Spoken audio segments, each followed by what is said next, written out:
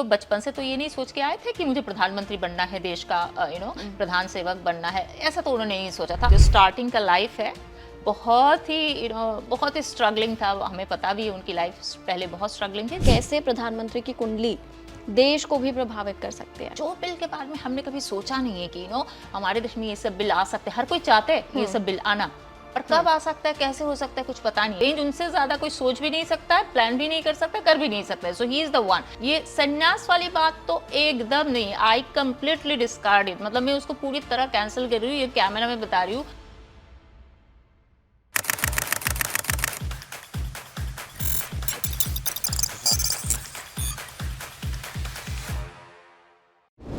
हाय, मेरा नाम है सृष्टि गोयल, आप देख रहे हैं ABP live. And guess what, हम आ गए हैं नेताजी की कुंडली के सीजन 2 के साथ, क्योंकि आपने सीजन 1 को इतना सारा प्यार जो दिया है, तो हमारे साथ एस्ट्रो शर्मिष्ठा एक बार फिर हैं। Thank you so much for joining us once again and thank you for your predictions, क्योंकि उन्हीं की वजह से लोग हमारे साथ जुड़े हैं और बाकी सारे पॉलिटिशियंस के बारे में भी जानना चाहते हैं जो हम पिछले सीजन में नहीं कवर कर पाए थे।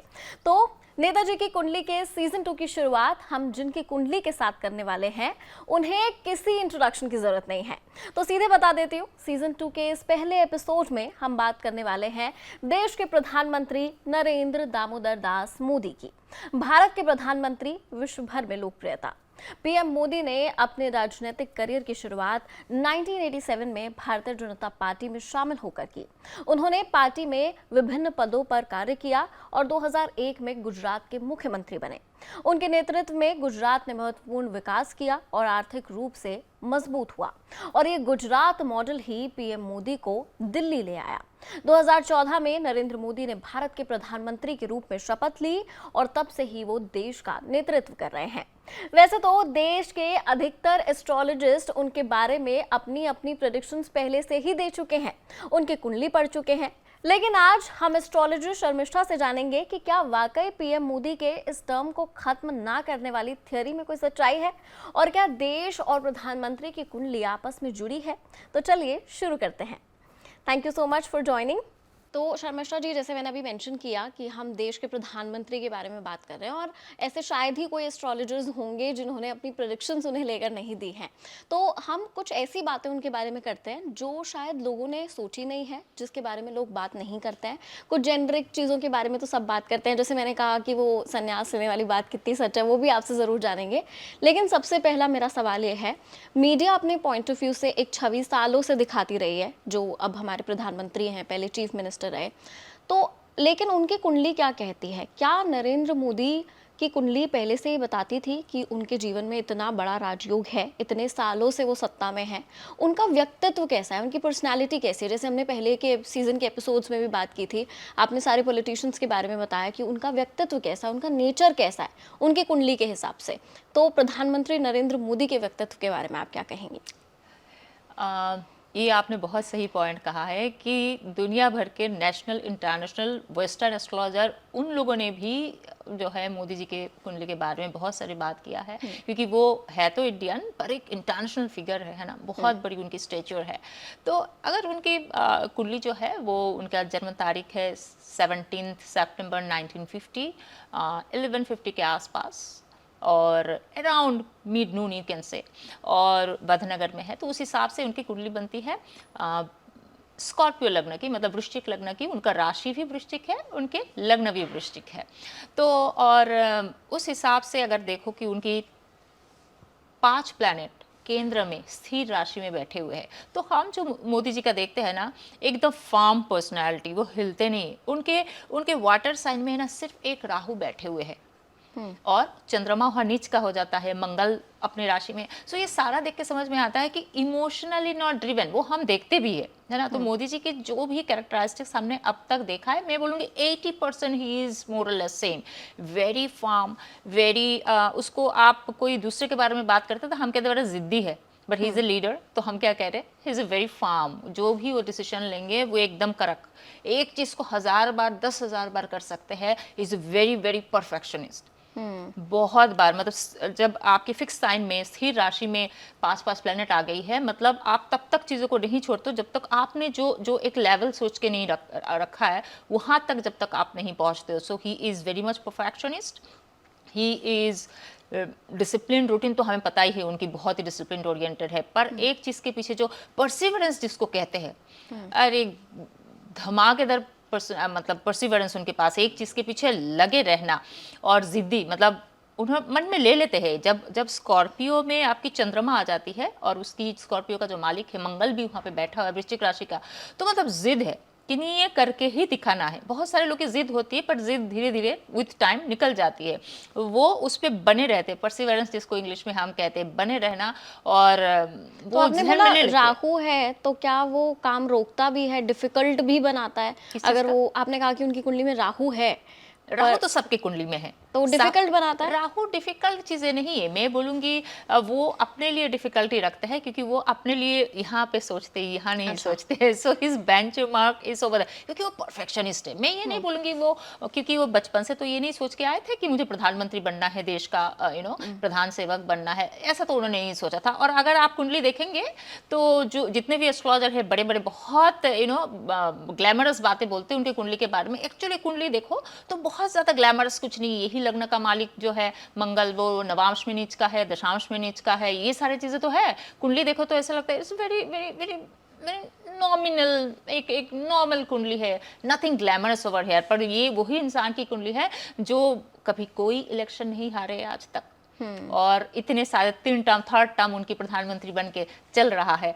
तो कुंडली में जो है असली जो कुंडली का जो एक मैं बोलूँगी क्रक्स है, जो मेन पॉइंट है, वो है उनकी एक चीज़ पे अड़े रहना, उसी पे टिके रहना। अगर फेलियर है तो 1 बार नहीं, 2 बार नहीं, 3 बार नहीं, 10 बार। कुंडली में आप देखेंगे तो समझ में आती है कि मंगल नीच का हो जाता है, आगे जाके नीच भंग रोज, बहुत कुछ है, मैं एस्ट्रोलॉजिकली उसमें नहीं जाऊंगी। पर इससे ये कहता है कि बहुत कष्ट की जो स्टार्टिंग का लाइफ है, बहुत ही बहुत ही स्ट्रगलिंग था। हमें पता भी है उनकी लाइफ पहले बहुत स्ट्रगलिंग थी, धीरे धीरे धीरे धीरे वहां से वो वही एक चीज परफेक्शन और परसिवरेंस, यही 2 चीज़ों से आज वो जहाँ पे है वहाँ पे। ऑब्वियसली कर्म से ही है, उनके प्रारब्ध में इतना कुछ था, पर 2 ही चीज़ें। तो उनके अर्ली लाइफ के बारे में तो हमने देखा भी है, अब आपने बताया भी, आगे क्या है उसके बारे में भी बात करेंगे।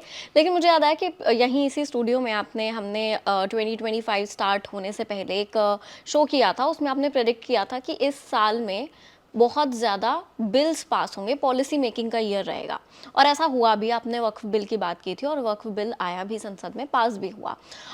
तो आपने जैसा बोला था कि ये सब चीज़ें होने वाली है। किसी भी पॉलिटिशियन की कुंडली, खासकर अगर वो देश का प्रधानमंत्री है, तो जाहिर सी बात है कि वो पूरे कंट्री को अफेक्ट करता होगा। उनकी कुंडली, उनके आसपास जो भी चीज़ें चल रही होंगी या उनके डिसीजन मेकिंग पूरे देश को इन्फ्लुएंस करता होगा। तो क्या आगे भी ये पॉलिसी मेकिंग का दौर जारी रहने वाला है, और कैसे प्रधानमंत्री की कुंडली देश को भी प्रभावित कर सकती है? देश का प्रधान सेवक है तो करना तो है ही। He is the one who is taking decision making उनका है, गवर्नेंस उनका है। जैसे मैं दिसंबर में आई थी और मुझे एक चीज़ याद है आपका, और वो वीडियो बड़ी चली है मेरी ट्विटर वगैरह हर चीज़ पे, कि मैंने बोला कि 2025 जो है पॉलिसी मेकिंग का साल है, उसमें वॉक ऑफ बिल आएंगे। तो आपने बोला कौन सा बिल? तो मैंने कहा वॉक ऑफ बिल। इसे मैंने कहा और भी 2-4 ऐसे स्ट्रॉन्ग बिल आएंगे, जैसे कि इस बार सिटीजनशिप बिल आया, वॉक ऑफ बिल आ गया। तो आपने कहा मतलब हमारा पार्लियामेंट बहुत हैपनिंग रहने वाले है।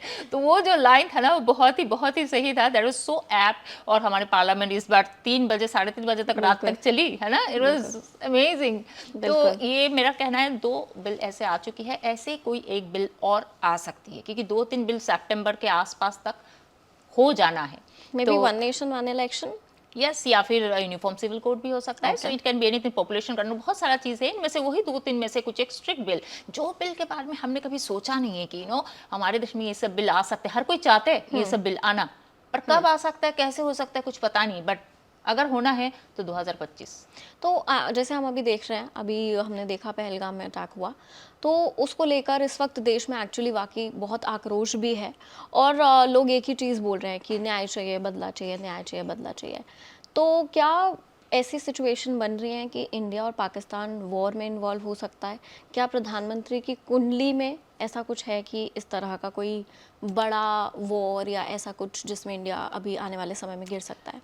मैंने एक प्रेडिक्शन किया था एक्चुअली, मेरे ख्याल से फरवरी में किया था, कि हमारे नॉर्दर्न एरिया में अप्रैल 4 के बाद ट्रिगर होगा ऐसा कुछ काफ़ी बड़ी टेररिस्ट अटैक। अब कितने लोग बढ़ेंगे, कैसे होगा, वो सब तो नहीं पता होता है एस्ट्रोलॉजिकली।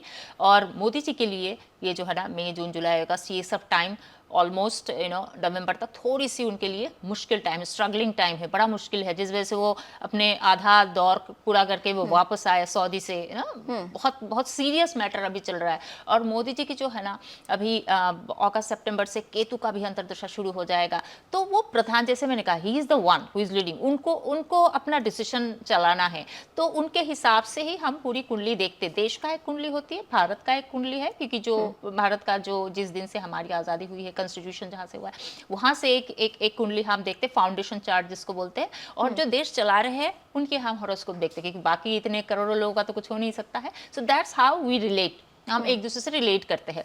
मोदी जी की जो है ये टाइम बहुत सही नहीं है, उनकी मंगल का दशा चल रहा है, केतु का अंतर्दशा शुरू होने वाला है अगस्त सितंबर से। तो मेरा ये मानना है कि ये जो रिवेंज लेने वाली बात है, मोदी जी की कुंडली में वृश्चिक राशि, वृश्चिक लग्न, जब मून और मार्स एक साथ लग्न में बैठ गया, उसको शशि मंगल योग बोलते हैं। वहां तो नीचे भंग योग भी बन रहा है, बहुत सारे राज्यों के एक साथ हो रहा है, लक्ष्मी योग भी उसको बोलते हैं। रिवेंज जो वर्ड है, यही कॉम्बिनेशन को बोलते हैं। तो रिवेंज लेना मोदी जी से ज्यादा कोई और नहीं जानता है। वो मतलब क्या बताऊं, ही is the master of revenge. मतलब वो जितना रिवेंज ले सकते हैं या सोच सकते हैं, तो आप क्या उसके हम पीओके लेने आस-पास वाले नहीं। हैं? हाँ, इज माय डायरेक्ट क्वेश्चन। अब बात ये आती है कि आपने कहा ना रिवेंज क्या लेंगे, मोदी जी की कुंडली में ही है रिवेंज। उनसे ज्यादा कोई सोच भी नहीं सकता है, प्लान भी नहीं कर सकता, कर भी नहीं सकता है। So he is the one and he will be doing the action. 100% मुझे जो लगता है कि इस साल हम पीओके के लिए वार करेंगे, but not that war type of war जो वार होती है, पर हाँ एक part of which is not going to be exactly air strike भी, वो जो शॉर्ट एक छोटा मोटा स्ट्राइक है, ऐसा स्ट्राइक भी नहीं, वार टाइप वार नहीं, in between something will happen. तो हम पीओके के लिए इस बार जरूर जाने वाले हैं। ओके, और सक्सेस रेट हम पीओके के कुछ हिस्सा शायद ले आएंगे, कुछ ऐसा ले आएंगे। हाँ, है तो पूरा पीओके नहीं तो, क्योंकि पीओके है तो 2025 में आ सकता है, नहीं तो 2027 में आ सकता है। मेरा एक प्रेडिक्शन है, वो भी पिछले साल का, कि 2025 में पीओके आएगी। तब मुझे नहीं पता था कि ऐसा ट्रिगर हो जाएंगे, ये तो ऐसा है कि हम डिफेंसिव नहीं है, हम डिफेंसिव थे, हमें भगाया जा रहा है कि नहीं कुछ करो हमारे खिलाफ, पाकिस्तान इज एक्चुअली हमें भगा रहे हैं। सो 2025 में आएगा, नहीं तो 2027। पर मुझे लगता है कि इस साल कुछ हिस्सा, कुछ पार्ट तो पीओके का पाकिस्तान के साथ फुल फ्लेजेड वॉर हो सकती है 2027 के आसपास। अभी नहीं, जब मोदी जी का दशा चेंज होगा तब वहां से शुरू होगी कि हाँ, जाते जाते जब मोदी जी का सूर्य का अंतर्दशा शुरू होगा तब आएगी मोदी जी 2027 में वहां कुछ करेंगे। है तो बांग्लादेश को थोड़ा उनका जगह दिखाएंगे या फिर पाकिस्तान से, पर 2027 के आसपास तो हम पीओके हमारे पास होना ही है। शार्प प्रेडिक्शन, एकदम क्लियर कट। यस, इधर 2025 और 2027। ओके, हम जैसे बहुत मैंने कहा था कि हम इस पे बात ज़रूर करेंगे कि बहुत सारे ऑलरेडी एस्ट्रोलॉजर्स ये प्रेडिक्ट कर चुके हैं कि थर्ड टर्म प्रधानमंत्री मोदी पूरा नहीं करेंगे बतौर प्रधानमंत्री। उनकी पोजीशन या तो किसी और को दे दी जाएगी, या तो इलेक्शंस दोबारा कंडक्ट कराए जाएंगे, या कुछ ऐसी सिचुएशन बनेगी कि प्रधानमंत्री मोदी अपना कार्यकाल पूरा नहीं करेंगे। कुछ लोग कहते हैं कि वो संन्यास ले लेंगे, चले जाएंगे छोड़ के। बहुत सारी कहानियाँ इसके पीछे हैं, थ्योरीज इसके पीछे हैं। तो आपके हिसाब से कौन सी थ्योरी, क्योंकि ऑलरेडी वो 74 ईयर्स के हो चुके हैं, बीजेपी ने अपने पास एक रूल बनाया था कि 75 ईयर्स से ऊपर किसी भी पॉलिटिशियन को वो रिटायर करेंगे। कहीं पे इम्प्लीमेंट हुआ, कहीं पे नहीं हुआ, पर लेकिन क्या पीएम मोदी के केस में इम्प्लीमेंट होगा और क्या डिसीजंस होंगे, क्या वाकई ये टर्म वो पूरा नहीं करेंगे? आपकी प्रेडिक्शन क्या कहती है? जैसे मैंने कहा कि अभी उनका केतु का सब पीरियड शुरू होगा, और तो ऑब्वियसली केतु जो है उनका स्वास्थ्य का थोड़ा ध्यान रखना पड़ेगा। उसके बाद वीनस का अंतर्दशा है, वीनस इज शुक्र उनका 12वीं घर का मालिक है। तो 12वीं घर का मालिक होती है लॉस का, हॉस्पिटलाइजेशन का। तो हम जब कभी नहीं सुने मोदी जी के बारे में, कभी सुना कि वो बीमार पड़े? कभी नहीं सुना। अब 74 ईयर्स ओल्ड, आप और मैं बीमार पड़ जाते हैं घड़ी घड़ी, है ना, नहीं आते, ये वो छुट्टी लेते हैं, सो मेनी थिंग्स, डॉक्टर के पास चक्कर लगाते, पर हमने उनके बारे में कभी नहीं सुना कि ना he is taking any leave, he is going to doctor, hospitalization, कुछ भी नहीं है। ऐसा नहीं है, होता नहीं है, होता होगा, but he is not giving much thought to it, वो उसको इम्पोर्टेंस नहीं दे रहे हैं। पर इस बार जो मुझे लगता है आप लोगों को सुनाएंगे, उनको भी समझ आएगा कि नहीं, हेल्थ इज डिटेरिएटिंग। पहली बात। और अभी जो उनका टाइम है ना, दिस पीरियड, क्योंकि राहु जब पूर्व भाद्रपद से गुजर रहा है, नवंबर तक उनको ऐसे ही एनॉय करेगा। It's very stressful time. अब पाकिस्तान के ऊपर हमें कुछ करना भी है, नहीं करना है, सो मेनी थिंग्स। अगर वो जो मैं कह रही हूँ कि वीनस का अंतर्दशा तक अगर वो somehow he can float, उनकी हेल्थ भी, बहुत सारा ऑपोजिशन पार्टी प्लस उनका तो गठबंधन का सरकार है, बहुत सारा कुछ इसमें मेनी कैलकुलेशंस कुछ आर देयर। ट्विस्ट आने वाले हैं? ट्विस्ट की बात तो मैं आपको बताऊंगी। हाँ, ये एक ट्विस्ट है। ये सारे चीज अगर उन्होंने अपना हेल्थ को थोड़ी बहुत फ्लोट कर लिया तो ठीक है, पर अगर वो जाते हैं या फिर रह भी जाते, ये टाइम वो कवर कर भी लेते हैं, वो कहीं ना कहीं जाने वाले नहीं है। ये संन्यास वाली बात तो एकदम नहीं। आई कंप्लीटली डिस्कार्ड इट, मतलब मैं उसको पूरी तरह कैंसिल कर रही हूँ। ये कैमरा में बता रही हूँ, वो कोई संन्यास नहीं लेने वाले हैं। यहाँ पे ही ट्विस्ट है। ट्विस्ट ये है कि वो बैकग्राउंड में रह के, बिहाइंड द कार्टन रह के वो गवर्नमेंट चलाएंगे। आप लोगों को वो कैसे पॉसिबल है? कोई ना कोई तो प्रधानमंत्री को बनना है। इफ इट्स नॉट हिम, तो कैसे सोनिया गांधी ने 10 साल मनमोहन सिंह जी को चलाया था? पर लेकिन प्रधानमंत्री मोदी तो खुद फेस हो सकते हैं, तो वो पीछे नहीं, बैकग्राउंड उनका में इसलिए क्यों हो जाना सकता चाहते है हैं? क्योंकि उनकी हेल्थ बहुत प्रॉब्लम में आएगा, और भी बहुत सारे किंतु परंतु चीजें इसमें ऐड ऑन होगा। क्योंकि जब कहते हैं ना, समय समय की बात है, जब आपका समय बिगड़ने लगता है तो इतना कुछ हो जाता है। तो जब कभी कोई किसी ने कुछ नहीं सोचते तभी हो सकता है। तो उनका हेल्थ एक चीज उनको बहुत मुश्किल करेगा। पहली बार उनको समझ में आएगा कि नहीं, मैं इस चीज को जैसे तैसे चला रहा था, but now I will have to give my thing on health. पहली बात उनकी स्वास्थ्य। दूसरी बात यह है कि ऑपोजिशन कोalition बहुत कुछ मिलके परेशानी होगी। अगर वो जाते भी है 2027 के आसपास, फिर भी वो संन्यास नहीं ले रहे, इतना तो पक्का है। वो जैसे सोनिया गांधी जी मनमोहन सिंह को 10 साल तक चलाया, तो ऐसे टेन्योर ही वो बीच में चलाते छोड़ेंगे, रहेंगे। क्योंकि आप 2027 बार बार बोल रहे हो, इलेक्शन तो 2029 में नहीं है, मैं वही कह रही हूँ कि अगर वो उनकी हेल्थ वगैरह वो सब समहाउ फ्लोट नहीं कर पाते हैं, कि वही पे एक चीज हो सकता है 2027 में, पर जाने से पहले मोदी जी धमाका जरूर करके जाएंगे। है तो पीओके पूरी तरह लाएंगे, या फिर वो बांग्लादेश का जो वो चिकन नेक है, वो जो वाला पोर्शन है, ऊपर वाला पोर्शन है, वो लेके आएंगे। दोनों में से कोई एक चीज तो पक्का करने वाले हैं। और वो संन्यास नहीं ले रहे हैं, क्योंकि वो यहीं पे रह के, वो पीछे से रह के सरकार चलाएंगे।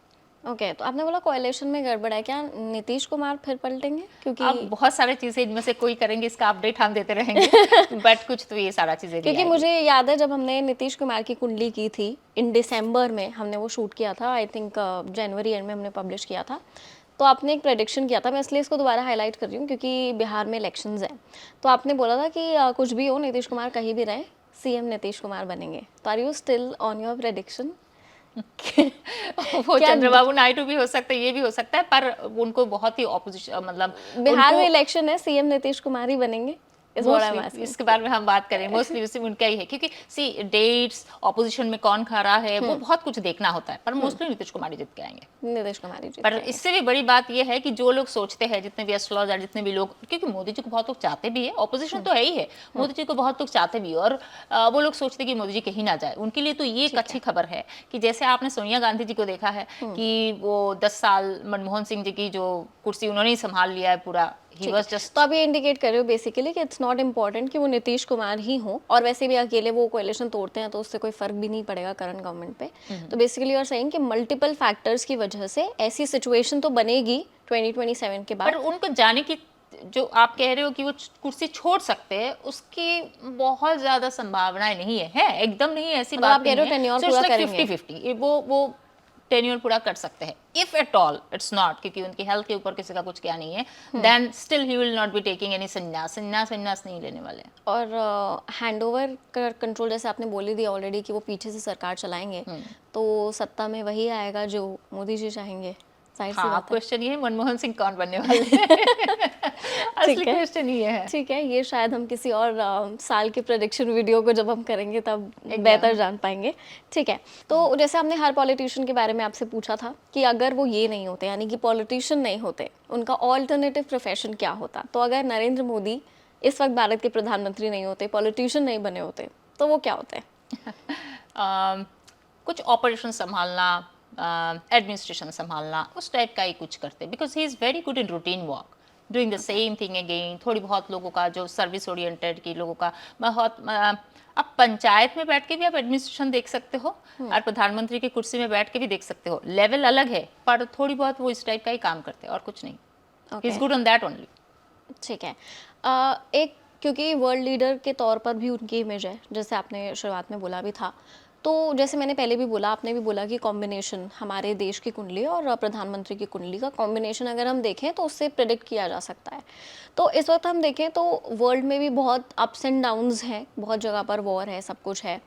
क्या प्रधानमंत्री की कुंडली में ये है कि बाहर के देश इस वक्त हमें सपोर्ट करें, उनके साथ में आए?